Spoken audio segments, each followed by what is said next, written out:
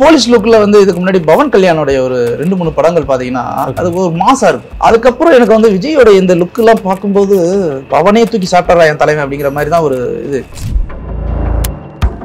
இது இந்த பவன் கேசரி படம் தானே. சோ அதுல இருந்து இது பண்ணிருக்காரு அப்படின்னு சொல்லிட்டு பவன் கேசரி டீச்சரே ஒருத்தர் உட்காந்து பாத்துட்டு இருக்காங்க. இதுக்கு கம்பேர் பண்ணி இதுல என்ன பண்ணலாம், இது கரெக்டா இருக்கு, அது கரெக்டா இருக்கு. அவரோட பிறந்த நாளுக்கு வந்து நிக்கிறாங்க அப்படின்னும் போது ஒரு அறிக்கை கொடுத்திருந்திருக்கலாம். கிருஷ்ணா கூட நாயை கொஞ்சறாரு, 10 நிமிஷம் ரசிகா பேச மாட்டாரா அப்படின்னு ஒரு கேள்வி வருது இல்லையா. ஒரு ரஜினிகாந்த் கொடுக்குற மாதிரியான ஒரு பெரிய அறிக்கை கொடுத்திருக்கலாம். என்னுடைய பிறந்த நாளுக்கு நான் இங்க இருக்க மாட்டேன், தயவு செய்து என்னுடைய ரசிகர்கள் யாரும் வீட்டு பக்கம் வந்து தொந்தரவு செய்ய வேண்டாம் அப்படின்னு ஏதாவது ஒண்ணு பண்ணி வந்திருக்கலாம். உண்மையிலே மக்களுக்காக இவர் என்ன பண்ண போறார்? விஜய் அவர்கள் நிறைய விஷயங்கள் பண்ணணும். எதுவுமே பண்ணாம சைலண்டா இருந்து சும்மா என் நெஞ்சில் குடியிருக்கும் நெஞ்சில மட்டும் தான் குடியிருக்கும். அதை தாண்டி வெளியில போகணும் அப்படின்னா முதல்ல வெளியில வந்து பேசட்டும் சார். கூட்டம் வரும் தான், அடிக்கத்தான் செய்வாங்க தான், பேசத்தான் செய்வாங்க, தள்ளு முள்ளு இருக்கும் தான். பேரறிஞர் அண்ணாவை எடுத்துக்கோங்க, கலைஞர் கருணாநிதி எடுத்துக்கோங்க, எம்ஜிஆர் அவர்கள் எடுத்துக்கோங்க. இவங்க பார்க்காத தள்ளு முள்ள உலகநாயகன் கமல்ஹாசன் அவர்கள் அரசியலையும் சரி சினிமாலையும் சரி இப்ப தோத்துக்கிட்டு இருக்காரு. ஏன் தோத்துக்கிட்டே இருக்காரு அப்படின்னா ஆத்துல ஒரு கால் சேத்துல ஒரு கால். இப்ப விஜய் அவர்கள் இன்னும் ஒரு வருஷத்துக்குள்ள இவரால எந்த அளவுக்கு கிரிப்பா மக்களை கவர பண்ண முடியும். வர பாப்பா படத்துல வர மாதிரி அங்கிட்டு ஆன்மீகம் அங்கிட்டு மக்கள் அப்படிங்கிற மாதிரி இவர் வந்து சினிமாவா இல்ல மக்களா அப்படிங்கிறது கொஞ்ச நாள்ல தெரிஞ்சிடும். அக்கார்ட் வாய்ஸ் நேயர்களுக்கு வணக்கம். நான் உங்க சுஷீந்திரன். இன்னைக்கு நம்ம கூட இருக்க ஸ்பெஷல் கெஸ்ட் திரை விமர்சகர் உசிலை சிவபாலன் அவர்கள். வணக்கம் சார். வணக்கம் சார், எப்படி இருக்கீங்க? நல்லா இருக்கு. ஜூன் 22 தளபதி விஜய் அவர்களோட பர்த்டே. அப்போ வந்து ஜனநாயகன் படத்துல இருந்து ஒரு கிளிம்ஸ் கரெக்டா 12 மணிக்கு நைட் விட்டாங்க. ரொம்ப எதிர்பார்ப்போட வந்துச்சு, எல்லாருமே பார்த்தாச்சு. பார்த்துட்டு ஓகே இந்த மாதிரி கேரக்டரா இருக்கும், இந்த மாதிரி கேரக்டரா இருக்கும்னு பார்க்கும்போது நிறைய பேர் சொன்னாங்க போலீஸ் கேரக்டர் தான், இல்லாட்டி அரசியல் பிளஸ் போலீஸ் கேரக்டர் அப்படின்ற மாதிரி நிறைய பேர் சொன்னாங்க. பார்த்தா போலீஸ் லுக்லயே வந்து ஒரு கிளிம்ஸ் விட்டாங்க சார். உண்மையிலே அந்த கிளிம்ஸ் பார்க்கும்போது எனக்கு ரொம்ப பிடிச்சிருந்துச்சு. உங்களுக்கு எப்படி இருந்துச்சு? நல்லா இருந்துச்சு. எனக்கு ஆக்சுவலா அந்த மாதிரி போலீஸ் லுக்ல வந்து இதுக்கு முன்னாடி பவன் கல்யாணோடைய ஒரு 2-3 படங்கள் பாத்தீங்கன்னா அதே லுக்ல இருக்கும். அது ஒரு மாசா இருக்கும். மற்ற நடிகர்களோடைய கம்பேர் பண்ணும்போது பவனோடைய அந்த லுக் எல்லாம் வந்து செம்ம. அவர் ஆக்சுவலா ஹேர் ஸ்டைல் ஒரு ஸ்டைலா இருக்கும். ஸோ அதுக்கப்புறம் எனக்கு வந்து விஜயோட இந்த லுக் எல்லாம் பார்க்கும்போது பவனே தூக்கி சாப்பிட்றா என் தலைமை அப்படிங்கிற மாதிரி தான் ஒரு அந்த மீசியை வந்து இது பண்றது எனக்கு எல்லாமே பிடிச்சிருந்துச்சு. ஆனா பின்னாடி வந்து இந்த நெஞ்சில் குடி இருக்கும், அப்புறம் இந்த தளபதி இது வந்து கொஞ்சம் அவாய்ட் பண்ணி இருந்திருக்கலாமா. ஏன்னா மாசம் நடந்து வேற ஏதாவது ஒரு பிஜிஎம் கொடுத்திருந்தாலே அது சூப்பரா இருந்திருக்கும். அண்ட் அதுல டேட் அனௌன்ஸ் பண்ணது எல்லாமே நான் இன்னும் பெருசா எதிர்பார்த்தேன். கண்டிப்பா ஒரு ஃபர்ஸ்ட் லுக் டேட் மட்டும் அனௌன்ஸ் பண்ணிட்டு விட்டுட்டாங்க. கொஞ்சம் ஏதாவது டீசர் ஏதாவது கொஞ்சம் கொடுத்துருந்தாங்கன்னா நல்லா இருந்திருக்கும். எனிவேஸ் இதுக்கு கடைசி படம் அப்படின்றத ஒரு விஷயத்துக்கும் தாண்டி அந்த டீசர் வந்து கண்டிப்பா ரசிகர்கள் கொண்டாடிக்கிட்டு இருக்காங்க, இப்பவும் கொண்டாடிட்டு தான் இருக்காங்க. இன்னொரு பக்கம் ஒரு குரூப் தெரியுது, இது இந்த பவன் கேசரி படம் தானே. சோ அதுல இருந்து இது பண்ணிருக்காரு அப்படின்னு சொல்லிட்டு பவன் கேசரி டீச்சரே ஒருத்தர் உட்காந்து பாத்துட்டு இருக்காங்க. இதுக்கு கம்பேர் பண்ணி இதுல என்ன பண்ணலாம், இது கரெக்டா இருக்கு, அது கரெக்டா இருக்கு. சிவனோத்து அவர் வந்து லைனே எடுத்தாலும் அப்படியெல்லாம் எடுக்க போறது கிடையாது, அவரோட ஒரு ஸ்டைல் எடுக்க போறாரு. பட் அந்த கம்பாரிசன் எப்படி இருந்தாலும் அந்த ஹியூமன் மென்டாலிட்டி அது ரெண்டு சேர்த்து வச்சு ஏதாவது ஒண்ணு பண்ணணும் அப்படின்னு பாத்துக்கிட்டு இருக்கு. ஓகே, அப்படி பாத்துட்டு இருக்கும் அந்த கிளிம்ஸ்ல வந்து டாக்லைன் போட்டிருந்தாங்க, true leader rises for not for power only for people அப்படின்ற மாதிரி போட்டிருந்தாங்க. ஸோ உண்மையிலே வந்து அவர் மக்களுக்காக தான் வராருன்ற மாதிரி ஆரம்பத்துல இருந்து சொல்லிட்டு இருக்காரு, மக்களுக்காக தான் பண்ண போறாரு, எல்லாருமே அதை சொல்றதுதான். பட் உண்மையிலே மக்களுக்காக இவர் என்ன பண்ண போறாரு சார்? அது நம்ம 2 விஷயம் நம்ம இதுல எடுத்துக்கிறோம். மக்களுக்காக அவர் என்ன பண்ண போறார் அப்படின்னு சொல்றதுக்கு நம்ம ஆரோடம் சொல்ற அளவுக்கு இங்க யாரும் ஜோசியர்கள் கிடையாது. மக்களுக்காக தான் பண்ண போறேன் அப்படின்னு ஒரு விஷயத்த சொல்றாரு இல்லையா, நல்ல விஷயம். இது நம்ம வரவேற்கக்கூடிய ஒரு விஷயம். இது மாதிரி எத்தனை பேர் வந்திருக்காங்க, எத்தனை பேர் செஞ்சிருக்காங்க, எத்தனை பேர் போயிருக்காங்க. நான் லிஸ்ட் சொல்றேன். தோற்று போன நடிகர்கள், அரசியலுக்கு வந்து தோற்று போன நடிகர்கள் அப்படிங்கிறது எனக்கு தெரிந்த லிஸ்ட் சொல்றேன். கமல்ஹாசன் அவர்கள், அவர் இப்போ வரல, இதுக்கு முன்னாடி அவரோட ட்ரை பண்ணியும் நடிகர் திலகம் சிவாஜி கணேசன் அவர்கள், SSR வந்துட்டு இடையில போனாரு. நவரச நாயகன் கார்த்திக் அவர்கள், இது தமிழ்நாட்டுல. அங்க பக்கத்துல இருக்க தெலுங்குல மெகாஸ்டார் சிரஞ்சீவி பெரிய கட்சி ஆரம்பிச்சாரு. அதுக்கப்புறம் அந்த கட்சியை கொண்டு போய் அடகு வச்சுட்டு அவர் பாட்டுக்கு படத்தை நடிக்க வந்துட்டார். சரத்குமார் சமத்துவ மக்கள் கட்சின்னு பெருசா ஆரம்பிச்சாரு, அதையும் கொண்டு போய் அடகு வச்சுட்டு போயிட்டாரு. இப்போ இதெல்லாம் நமக்கு கேஸ் ஸ்டடிஸ். இப்போ இங்க இருக்கிற கேஸ் ஸ்டடிஸ்ல எல்லாம் வந்து பாத்தீங்கன்னா நடிகர் திலகம் அப்படிங்கிறவரு ஓகே பெருசா இப்படிலாம் பண்ண கொஞ்சம் பண்ணிட்டாரு, SSR விட்டுருங்க. இப்போ சரத்குமார்ங்கிறது பீக்ல வருவார் அப்படின்னு எதிர்பார்க்கப்பட்டது இல்ல. இப்போ அதே மாதிரி தான் கேப்டன் விஜயகாந்த் வருங்க, அவர் வேற வழி இல்லாம இதாயிருச்சு. ஆனா அவர் இருந்திருந்தா கண்டிப்பா இன்னும் சஸ்டெயின் பண்ணியிருப்பாரு. இவங்க எல்லாருமே பணம் சம்பாதிக்கிறதா வந்தாங்களா? மக்களுக்காக தான் வந்தாங்க. மக்களுக்காக தானே வந்தாங்க. எல்லாருக்கும் பணம் ஆல்ரெடி இருக்கு. ஒரு பீக்ல இருந்தவங்க எல்லாரும் பணம் வச்சிருக்காங்க. நவரச நாயகன் வந்து எல்லாரும் பணம் வச்சிருக்காங்க. இது தாண்டி மக்களுக்காக தான் வராங்க. ஆனா மக்கள் இவங்களை ஏத்துக்கிட்டாங்களா? இல்ல. ஏன் ஒரு நடிகனா இவங்களை ஏத்துக்கிட்டாங்களே, ஏன் வந்து அரசியல்வாதியா ஏத்துக்கல? மேபி அவங்களோட கொள்கைகள் வந்து கரெக்டா கன்வே ஆகாம இருக்கலாம். ரொம்ப சிம்பிள் சார். மக்களுக்கு இன்னைக்கு எனக்கு பசிக்குது, எனக்கு வந்து நீ பிரியாணி கொடுக்க வேணாம், எனக்கு பழைய சோறுக்கு வழி இருக்கா? இதுதான் மக்களுடைய அடிப்படை கேள்வி. இந்த கேள்விக்கு எந்த நடிகன்ட்ட பதில் இருக்கோ அந்த நடிகன் பெரிய அரசியல்வாதியாகும். எம்ஜிஆர் ஏன் பெரிய ஆளானார்? அந்த ஊர்ல என்டிஆர் ஏன் பெரிய ஆளானார்?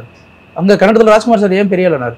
இவங்க எல்லாருமே கஷ்டப்பட்டு சினிமாவில் வந்தவங்க, பசியோட வழி என்னன்னு தெரிஞ்சவங்க.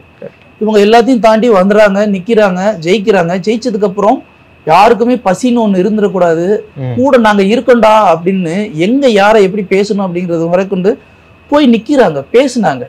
நம்ம அதை வந்து ஒரு ஸ்ட்ராட்டஜியா இன்னைக்கு கேம்பெயின்ல எடுத்துட்டோம். ஆனா அன்னைக்கு அதை வந்து அவங்க இயல்பா பண்ண ஒரு விஷயம். அவனுக்கு பசிக்குது, நீ ஒன்னும் மக்களுக்கு பெரிய திட்டங்கள்லாம் தீட்டி வாழ்வாதாரத்துக்கு இது பண்ணான். அன்னைக்கு அவன் பசிக்குது, அவனுக்கு சோறு போடு போதும். பள்ளிக்கூடத்துல படிக்க வரானா, பிள்ளை வந்து பசியோட படிக்க வருமா, இந்த சோறு போடு படி. ஸோ இந்த அடிப்படையான சில விஷயங்களையே நம்ம பெருசா பேசாம உலகத்தரத்துக்கு இணையான விஷயங்களை பேசுறதுனால ஒண்ணுமே நடக்க போறதில்லை. இது திரு விஜய் அவர்கள் முதல்ல மனசுல வச்சிருக்கணும். அதே மாதிரி ரெண்டாவது கேள்வி, இப்போ அடிக்கடி அரசியல் புரட்சிலாம் வந்துட்டு இருக்க கேள்வி இப்போ ரொம்பவே வர ஆரம்பிச்சிருச்சு. திரிஷா கூட நாயை கொஞ்சிறாரு, 10 நிமிஷம் ரசிகா பேச மாட்டாரா அப்படின்னு ஒரு கேள்வி வருது இல்லையா? அந்த கேள்வி வந்து ஒரு விதத்துல நியாயமா இருந்தாலும் இன்னொரு பக்கம் யோசிக்கும் போது இது இன்னொரு இடத்துல வந்து திரிஷாவோட நாய் கொஞ்சம் சரி தப்புன்னு அது பிரைவேட்டா மேட்டர். அது யார் போட்டாங்கன்றதுதான் முதல் கேள்வி. பிரைவேட்டா இருக்கும்போது முதல்ல அதை வந்து போடவே கூடாது. சரி, இப்போ அரசியலுக்குள்ள வந்துட்டார்ல, இவர் வந்து நிக்கிறாங்க, அவரோட பிறந்த நாளுக்கு வந்து நிக்கிறாங்க அப்படின்னும் போது ஒரு அறிக்கையை கொடுத்துருந்துருக்கலாம். திரு ரஜினிகாந்த் கொடுக்குற மாதிரியான ஒரு பெரிய அறிக்கை கொடுத்துருக்கலாம். என்னுடைய பிறந்த நாளுக்கு நான் இங்க இருக்க மாட்டேன், தயவுசெய்து என்னுடைய ரசிகர்கள் யாரும் வீட்டு பக்கம் வந்து தொந்தரவு செய்ய வேண்டாம் அப்படின்னு ஏதாவது ஒண்ணு பண்ணி இருந்திருக்கலாம். அப்படி எந்த ஒரு அறிக்கையும் கொடுக்காம ஒண்ணு பண்றாரு அப்படின்னும் போது மக்கள் ஒரு ரசிகர்கள் ஒரு பெரிய ஏமாற்றம். அவன் என்ன ரசிகன் தான், அரசியல்வாதி கிடையாது. அரசியல் ஞானம் தெரிஞ்சு உள்ள வர அரசியல்வாதிகள் இன்னும் கிடையாது, இனிமேல் தான் அவங்க உருவாக போறாங்க. அப்போ அடிப்படையில அவங்கள வந்து ஹோல்டு பண்ணி வைக்கிறதுக்கு விஜய் அவர்கள் நிறைய விஷயங்கள் பண்ணணும். எதுவுமே பண்ணாம சைலண்டா இருந்து இப்படியே பண்ணிக்கிட்டே இருக்காருன்னு வச்சுக்கலேன். சும்மா என் நெஞ்சில் குடியிருக்கும் நெஞ்சில் மட்டும் தான் குடியிருக்கும் பார்க்கணும். அதை தாண்டி வெளியில போகணும் அப்படின்னா மக்களையும் கொஞ்சம் பார்க்கணும், கூடவும் நிக்கணும். முதல்ல வெளியில வந்து பேசட்டும் சார், வெளிப்புற வந்து மக்களோட நிக்கட்டும், மக்களா நிக்கணும். கூட்டம் வரும் தான், அடிக்கத்தான் செய்வாங்க தான், பேசத்தான் செய்வாங்க தான், தள்ளு முள்ளு இருக்கும் தான்.